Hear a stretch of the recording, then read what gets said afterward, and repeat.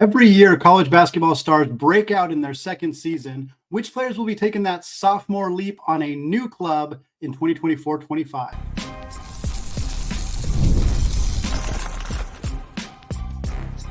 You are Locked On College Basketball, part of the Locked On Podcast Network. Your team every day.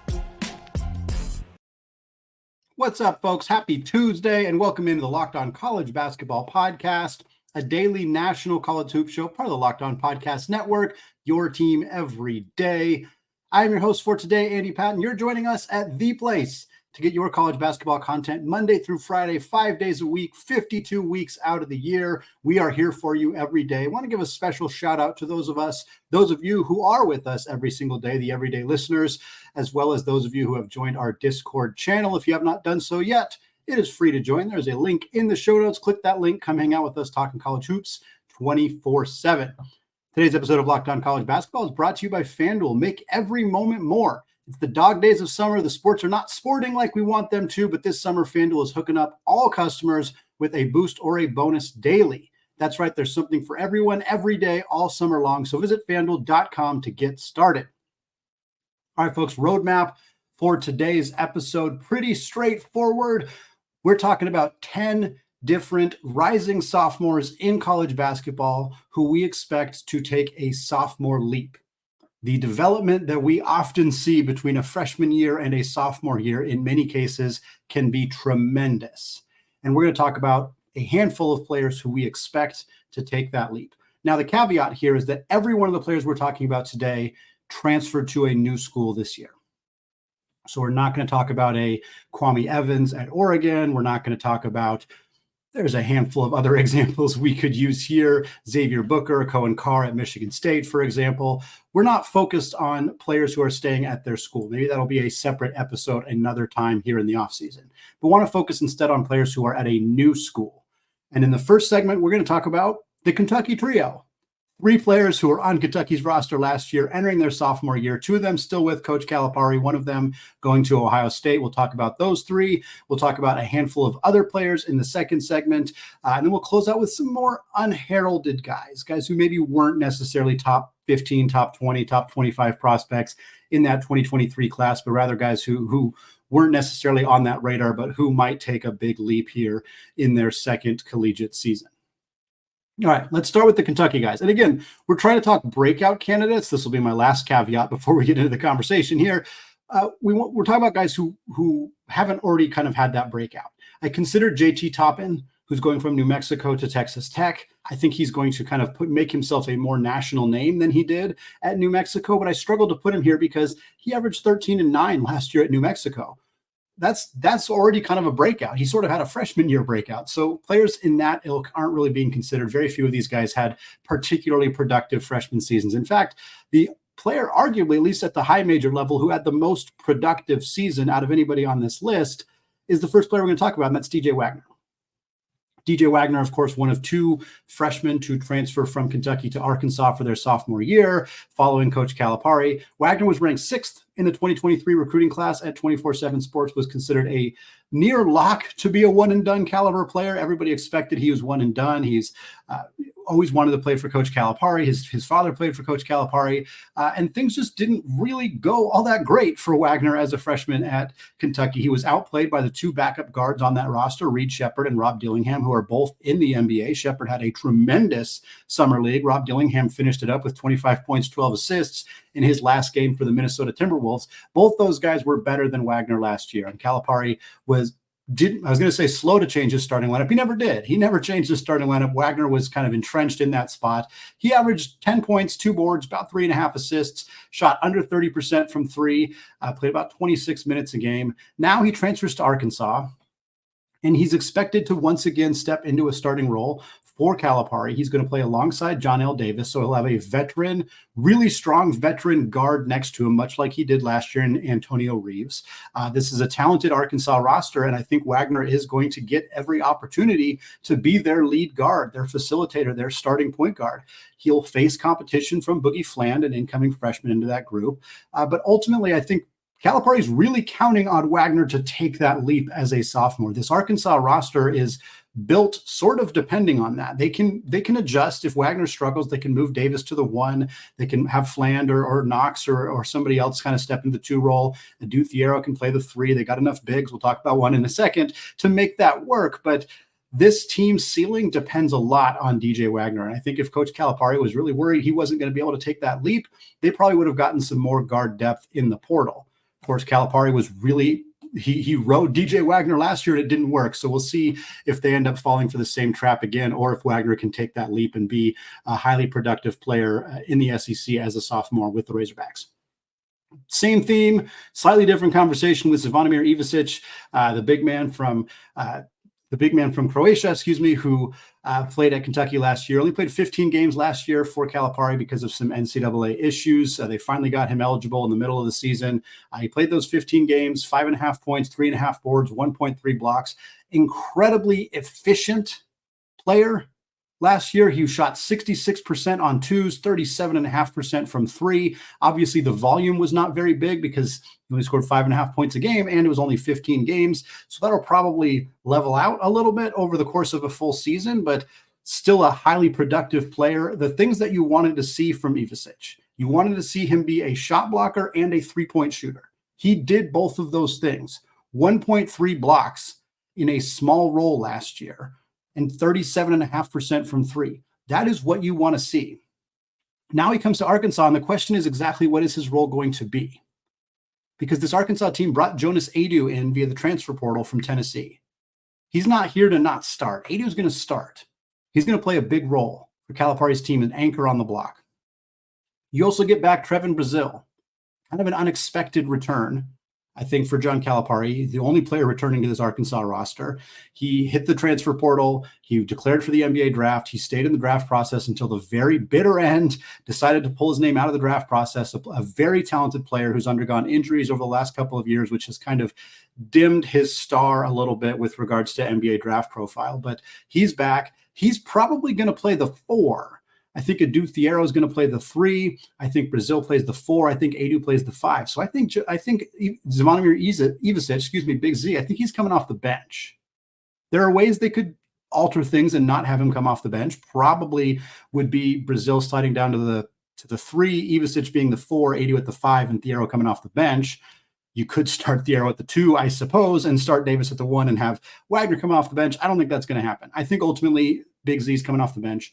I think he's playing a big role. I think he's playing more minutes consistently than he did last year. And I think you're going to see him develop. If he's anywhere close to as efficient this year as he was last year in an increased role, he's going to the NBA, guaranteed. He shoots 35% from 3 and blocks over 1.5 shots a game, stays healthy, looks limber. He's going to be an NBA player for sure. So I don't know that the breakout's going to happen in a way where he's like, an All-American and averaging, 15 points, 8 rebounds, 2.5 blocks a game. Like, I don't see that because I don't see that being his role. I see him having a small-ish role, decent-sized role, but being efficient and productive, and that leading to him getting selected in the NBA draft. And then finally, the only player not on Arkansas we're talking about here in the first segment, Aaron Bradshaw, who is the 4th ranked player in the 2023 recruiting class at 24/7 Sports. He was also at Kentucky last year, part of the John Calipari trio there. And he is now going to Ohio State. For Calipari, he also dealt with injuries at the beginning of the season. Every one of Kentucky's big men was injured to start the year for Calipari. Not a good start for the season. Not a good finish for them either. Bradshaw averaged about 5 points, 3.5 boards, shot 63.5% on 2-pointers, was 29% from 3. You could definitely see the potential for Aaron Bradshaw as a stretch 4, stretch 5 as an outside shooter. His percentage wasn't great, but you could kind of tell that it was there.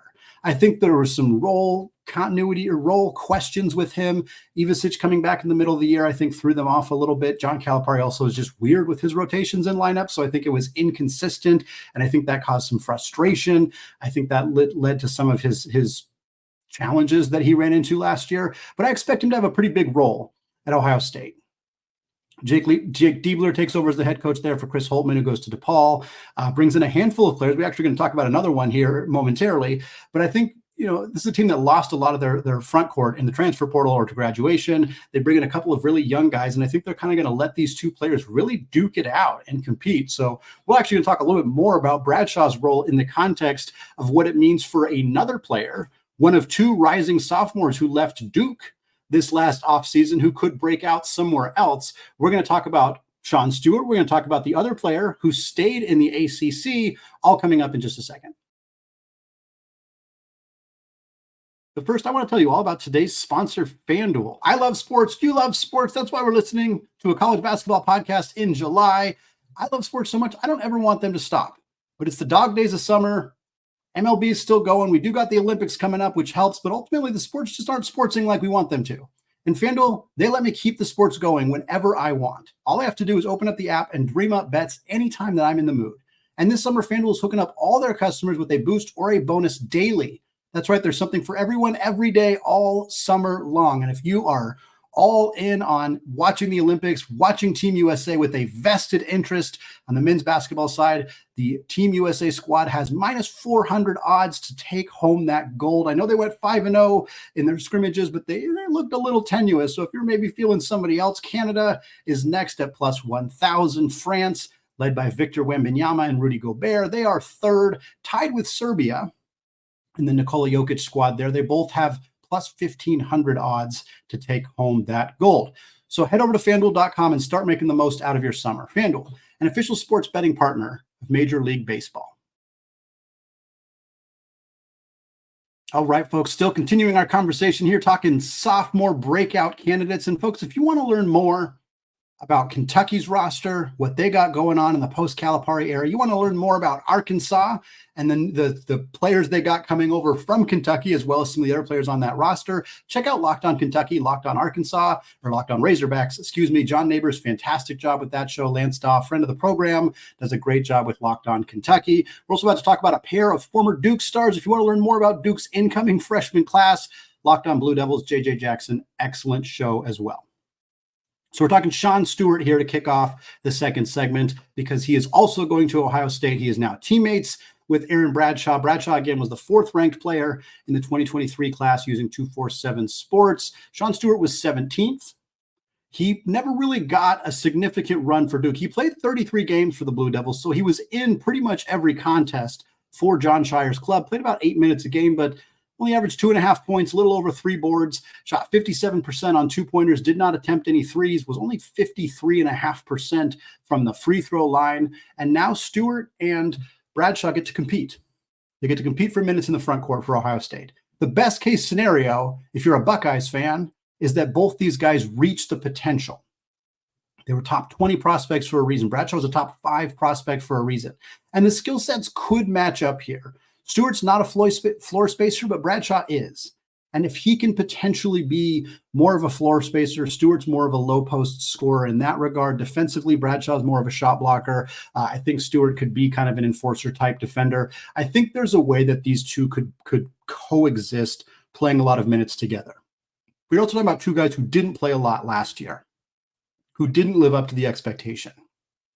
Part of that, again, we talked about it a little bit on the Bradshaw side, was just some chaos and some injuries and various circumstances at Kentucky. For Sean Stewart, Duke just was stacked. Mark Mitchell played a big role for that team. Obviously, Kyle Filipowski played a big role, Ryan Young. And now they have this tremendous freshman class coming in with a lot of guys who are going to fill those same positions. So Sean Stewart's out the door, but it wasn't that he failed last year. He just didn't get a lot of opportunity. So he's a bit more of an enigma, a bit more of a wild card. If he ends up being the caliber player that Duke hoped he could be, that Ohio State certainly hopes he could be, this could be a really fun front court in Columbus for Ohio State next year. Speaking of Duke sophomores, or rising sophomores, I should say, T.J. Power, the next name on our list here, and he's staying in the ACC. Everybody else on this list is ACC affiliated. They're transferring to an ACC school. In one case, it's another ACC to ACC transfer. We'll get to that one in a second, but wanted to lump Stewart and Power together here because there are two high-profile players in the 23 class who had similar levels of production last year at Duke and who are now off to other Power 5 programs hoping to kind of rebuild their value and have that breakout season. Power was 20th in the 2023 class, so 3 spots behind Sean Stewart. Last year at Duke, he averaged 2.1 points, little less than 1 rebound a game. He shot 35.7% from three, but he shot an abysmal 22.2% on two-pointers. Very small sample size. T.J. Power is not going to, in a bigger role at Virginia, if that's what he gets, he's not going to shoot under 25% on two-pointers. That's just not going to happen. It's definitely just some small sample size weirdness, but it does emphasize the fact that T.J. Power's value comes from his ability to space the floor. He is a big man who can step out and shoot the three. That's what Duke wanted him to be. That's what Virginia is going to want him to be. They have players like this. They recruit players like this. They add players like this. Jacob Groves is out the door. They got Blake Buchanan back. This is the type of player that Tony Bennett likes. TJ Power to Virginia just felt right. It makes a ton of sense. And I think we're going to see him really be able to elevate his game. I am curious how much of that breakout happens in year two. One of the things we've talked about a handful of times on this show, if you're an everyday listener, you probably know the direction I'm going here. We've emphasized Virginia's very intriguing and exciting transfer portal class because the majority of the players they're bringing in have multiple years of eligibility remaining. There's no guarantee that Tony Bennett can keep these guys around for multiple years. In the modern era, there's no, hey, you transferred once, now you can't transfer again. That's gone. That was eliminated in the middle of last season. So for Bennett, I think the strategy of trying to recruit a lot of younger players to see if they can grow and develop together and kind of create a young nucleus, it's a bit of a risky proposition, but if it works, this group with Day-Day Ames, with Jalen Warley, with T.J. Power, with Carter Lang, like this, with Elijah Saunders, the last one there from San Diego State, this group could be really good if they all kind of stick it out together. And T.J. Power is the highest upside player in that group. We didn't see it at Duke, but again, similar to Sean Stewart, it's not because he got a bunch of opportunities and didn't take advantage of them. He played 7 minutes a game in 26 games. Just never really got enough of a run to really showcase what he's capable of doing. Now he gets that opportunity at Virginia, staying in the ACC. Very excited to see what happens. Two more names to talk about here. Again, both ACC related. Next up is Omaha Biliew from Iowa State, transferring to Wake Forest. He was 12th in the class of 2023. Again, lots of guys in that top. All four of the guys we're talking about here in this segment are top 25 guys from the 2023 class. Biliew didn't play much for Iowa State. The expectation was he would be their top freshman last year. He was not. Milan Momcilovic was pretty clearly the best freshman for the Cyclones last year. Biliew hits the transfer portal after averaging 2.5 points, 1.3 boards, shot about 58% on twos, shot about 61% from the free throw line. Very similar amount of playing time to Power and Stewart and those guys. He played 20 games for Iowa State, 7.5 minutes per game. Just wasn't a rotation piece for TJ Otzelberger's club. Now he goes to Wake Forest, where he helps replace Andrew Carr in the front court who transferred to Kentucky. He'll partner up with Efton Reed, who's back at Wake Forest after missing part of last year as one of those two-time transfers who got eligibility in the middle of the year. And look, Steve Forbes has a rich history of succeeding with transfer portal guards. Guards kill it there. Jake LaRavia, Tyree Appleby, Alondis Williams, now Hunter Salas. His ability to get guards and let them loose in his offensive system and have them succeed and thrive has been impeccable. The track record in the front court is not as much there. Doesn't mean that players have busted. Efton Reed looked pretty good last year. Not great, but pretty good. But it'll be interesting to see what he can do with Omaha, a player who was really highly regarded. Most expected him to be a one-and-done guy. And again, he didn't even really crack the rotation at Iowa State. What does that look like at a Wake Forest club that has more room to let him operate? He could really be a fantastic potential breakout candidate. And if so, it really cements Steve Forbes and Wake Forest as a program to go to rebuild your value, not just as a guard. They kind of are starting to get the guard-only rumors and kind of reputation. Biliew is an important player for Wake Forest, and he's kind of an important player to gauge how we feel about that program as a potential transfer portal destination going forward. Last but not least, another ACC to ACC transfer, strangely enough, Andrej Stojakovic going from Stanford to Cal, 25th in the class. So like I said, all four of these guys in this segment were top 25 players in that 2023 class. Stojakovic was more productive than the other guys we talked about on this list, but he still wasn't really all that great for Jared Haas and the Cardinal last year. 7.8 points a game last year, 3.5 boards, just under 1 assist. His efficiency numbers were not good. 47% on twos. He really struggled to finish around the rim. The main strength for his, and certainly the same strength as his father, Peja Stojakovic, was the outside shooting. And yet Andre shot just 32.7% from three. He leaves Stanford. He goes to Cal, playing for Mark Madsen. Mark Madsen's club has a ton of departures from last year's roster. Jalen Tyson goes out to the NBA. They got some graduates. Jalen Cohn graduates. Devin Askew hits the transfer portal. Like, this is a very new look roster for Mark Madsen and Cal. They're heading into the ACC. Stojakovic is a player who's going to get a lot of opportunity to rebuild his value. Can he find a way to be a more efficient shooter?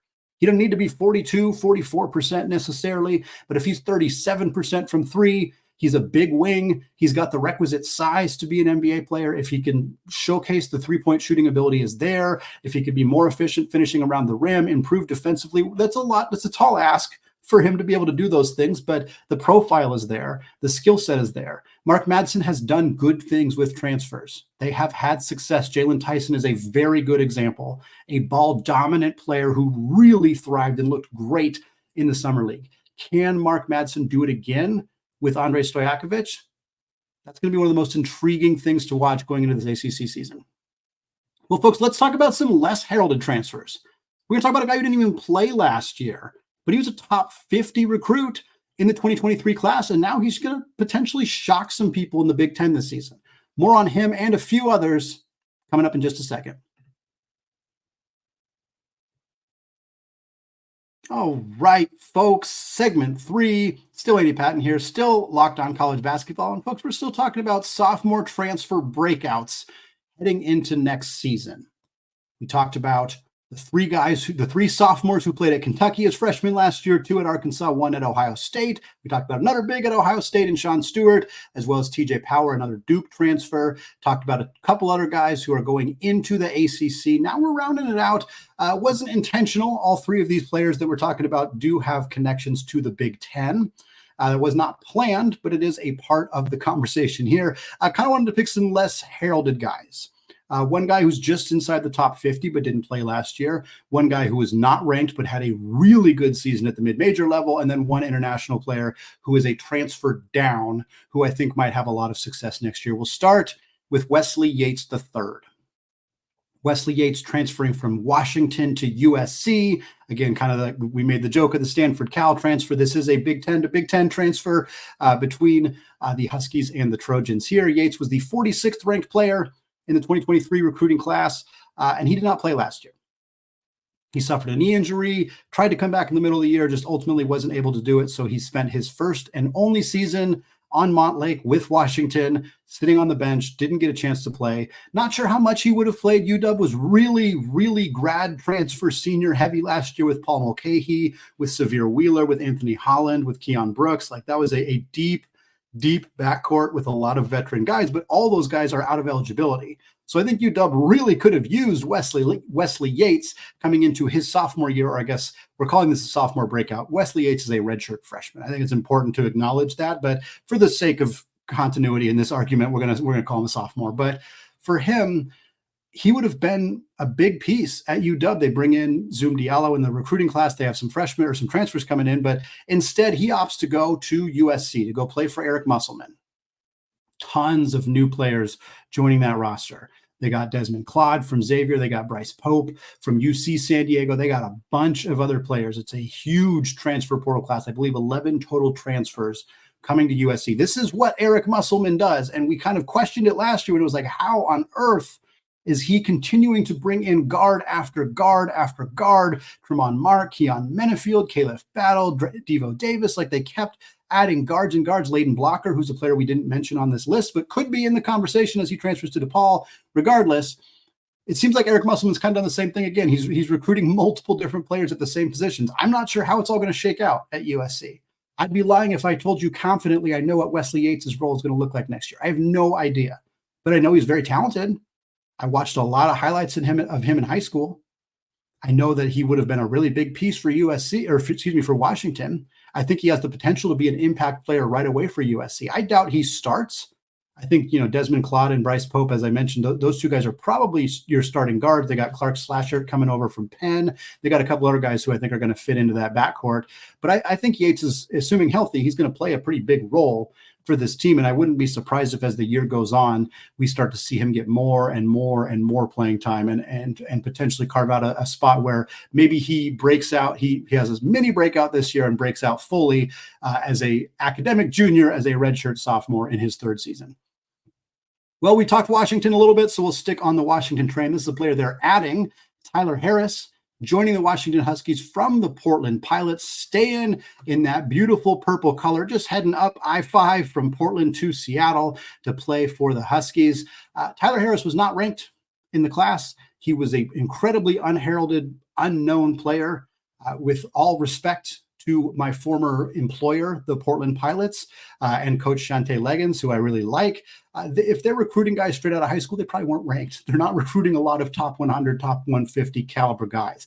But I went to Portland's first game of the season last year. They played Long Beach State. They hosted them. I went to that game, and within the first 10 minutes of watching that game, I had two thoughts. Thought one, I don't know who this Tyler Harris guy is, and I thought I was prepared for these two rosters coming into this game. Thought number two, he's not going to be on this roster next year. And unfortunately, for Portland Pilots fans, I was correct. Harris averaged 12 points, 7.3 rebounds last year, 1.1 assists, 1 steal, 1 block per game. He played about 34 minutes a game. He only played 22 games. He did have some injury issues, but he played about 34 minutes a game, shot 50% on two-pointers, shot 36% from three. Great rebounder, great shooter, has to work on some facilitation skills, has some defensive instincts that really kind of showed out in a significant way. I really like Tyler Harris and his game and what he brings to Washington. He reminds me a little bit of Moses Wood. And yes, there's an obvious comparison. If you don't know who Moses Wood is, he was a 6'8" wing who played at Portland and then transferred to Washington last year. Tyler Harris is a 6'8" wing who played at Portland and transferred to Washington. Obvious comparisons there. Moses Wood playing in the summer league, had some success with the Atlanta Hawks. Wood was more of a pure three-point shooter. Harris is a better rebounder. He's a better defensive player. He's not as pure of a three-point shooter just yet. But if you haven't heard of Tyler Harris, this is your first time hearing about him, you may not hear about him again until the season.